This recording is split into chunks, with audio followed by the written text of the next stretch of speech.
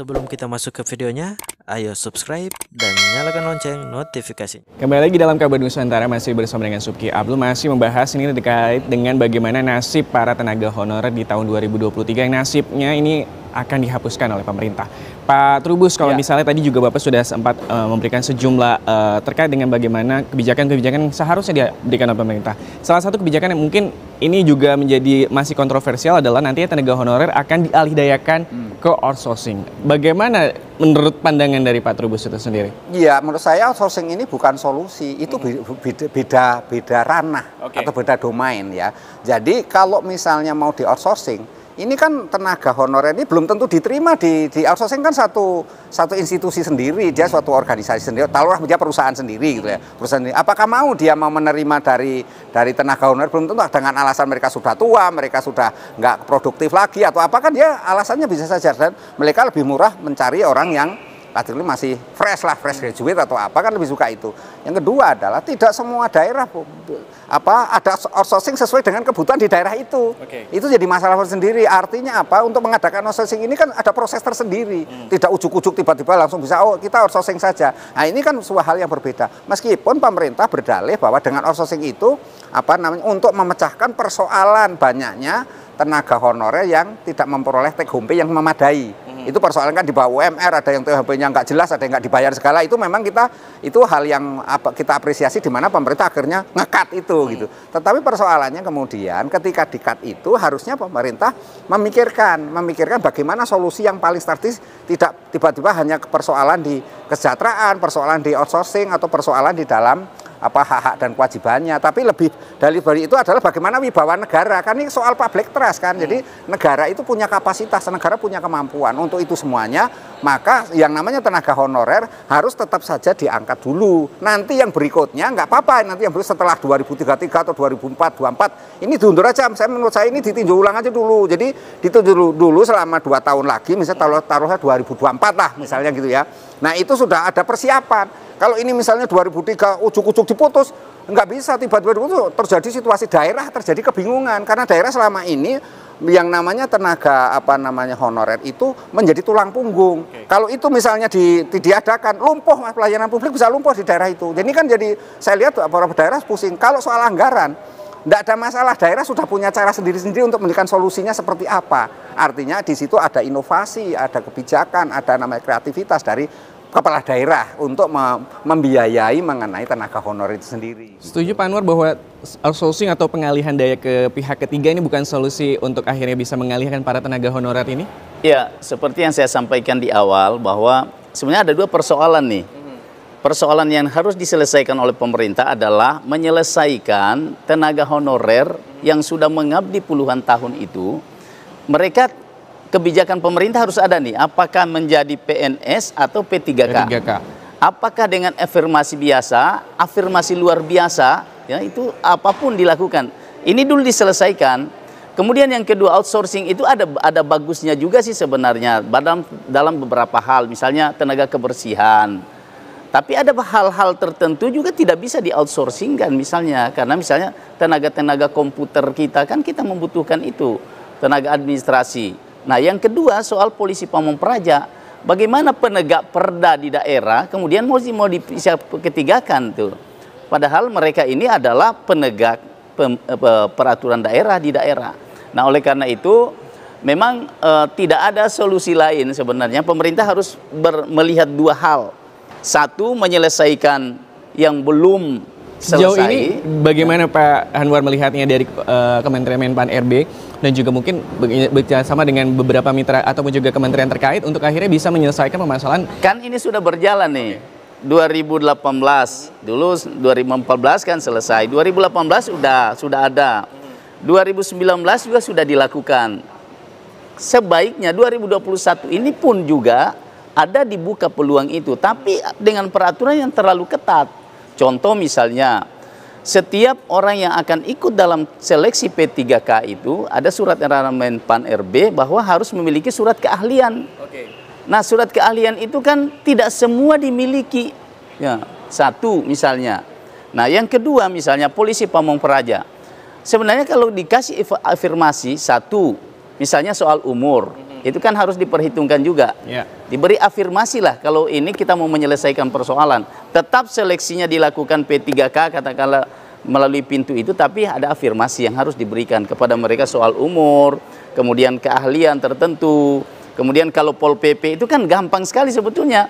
Pol PP itu dikasih syarat saja bahwa pernah diklat Pol PP. Itu tidak semua orang di luar itu bisa masuk. Kemudian passing grade-nya dikasih turun, itu juga solusi.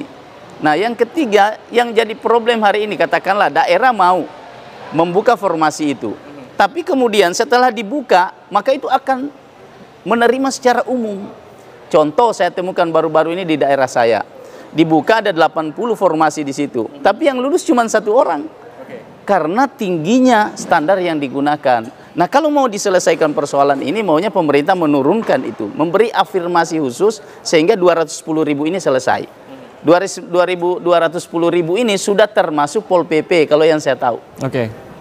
Jadi ini kalau bisa nih apa yang sudah dilakukan sebelumnya di tahun-tahun sebelumnya juga dilakukan di tahun 2021. Harus dilanjutkan. Harus dilanjutkan. Ya, 2018, 2019. Tapi Pak Anwar melihat sejauh ini apakah ada tanda-tanda akan melakukan itu pemerintah? Jangan dijawab sekarang. Kita berharap kan sampai 2023 ini.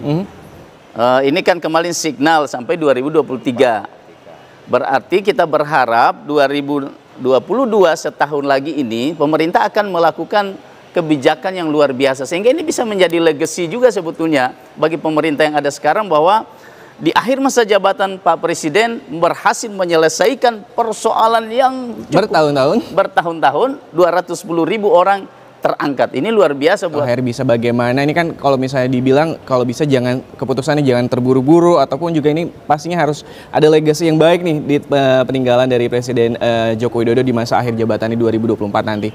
Iya, kalau saya sih mengusulkan satu ya, ini istilahnya penghapusan 2003 ini ditinjau ulang dulu. Ditinjau dulu dengan memperhatikan kondisi realitas setiap daerah yang memang sangat kebingungan dalam hal layanan publik. Karena begitu ditinggal honorer, memang ini pelayanan publiknya sangat terpengaruh, sangat signifikan gitu ya. Yang kedua bahwa kalau bisa semuanya itu diangkat saja. Jadi tidak usah afirmasi pada guru sama nakes saja. Semua tenaga kesehatan, tenaga administrasi, tenaga teknis, yang lainnya semuanya termasuk Satpol PP itu yang strategi itu semuanya. Jadi diangkat aja semuanya pemerintah dengan pertimbangan bahwa ini demi kemaslahatan semuanya.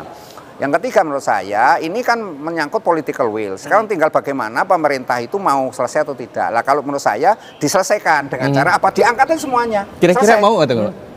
Harus mau dong, harus mau. Karena kalau tidak mau yang menjadi alasan apa? Anggaran ada. Anggaran ada, Mas. Setiap daerah ada yang namanya DAU, ada DAK, alokasi khusus, ada DID, insentif daerah, ada kalau istimewa ada daerah DAIS, dana istimewa. Itu semuanya dana ada, tinggal bagaimana kebijakan pemerintah daerah berani mengambil itu semuanya. Saya yakin kepala daerah dengan segala pertimbangan, karena kepala daerah itu dipilih oleh masyarakatnya. Dia akan dengan punya legasi sendiri untuk mengangkat itu tanpa mempertimbangkan apa yang di pusat. Apa yang di dalam surat edaran itu kan mengancam kepada daerah kalau misalnya nanti mengangkat akan ada sanksi. Saya rasa itu nggak akan ada sanksi, nggak akan punya keberanian untuk melakukan itu, Mas. Ini hanya sekedar istilahnya itu ya nakut-nakutin saja, itu nggak akan ada ini. Jadi kepala daerah akan mengambil, karena gimana misalnya layanan publik di daerah masyarakat harus dilakukan. Jadi menurut saya itu yang kepada Pak ini tolong disampaikan pada pemerintah bahwa tolong ini dikaji, jadi ditunda dulu sampai sekian tahun lamanya, dibenari semuanya. Yang ada sekarang diangkat aja semuanya. Jadi semuanya, apalagi yang mereka sudah tua-tua, sudah berlama-lama, itu langsung saja, nggak usah pakai perhitungan, itu cukup cek background, selesai. Oke, sebenarnya dana anggaran ada baik di pemerintah daerah maupun pemerintah pusat dan juga kementerian dan juga lembaga. Payung hukumnya juga sudah ada, Pak Trubus ya? Iya, sudah ada. Lalu apa nih yang kira-kira Pak Anwar bisa lakukan di Komisi 2 untuk akhirnya setidaknya bisa menunda terlebih dahulu untuk penghapusan tenaga honor di tahun 2023 dan diberikan solusi seperti yang tadi juga Bapak sampaikan, ada 2 poin ataupun juga 3 poin tadi? Ya, jadi memang kita sangat memahami apa yang menjadi keinginan Menpan dan BKN ya.